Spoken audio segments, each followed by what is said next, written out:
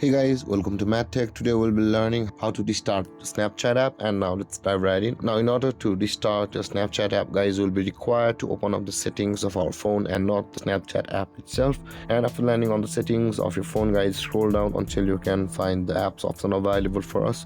Tap on apps, and on in this interface again tap on app management, and over here guys, let's let the phone load all the apps, and after that search for Snapchat on this list, guys, and tap on or open Snapchat. Now guys, in order to restart the Snapchat app, we'll be required to first stop it forcefully. In order to do that, tap on the force stop button available over here, and then tap on force stop, and let's close this interface, and let's open up our Snapchat app, guys. And then guys, this is how we restart Snapchat on your phone. And if you have any confusions or questions regarding the topic, feel free to comment in the comment section below, and don't forget to like, subscribe, and hit that bell icon for more videos. Thank you for watching, guys. Peace.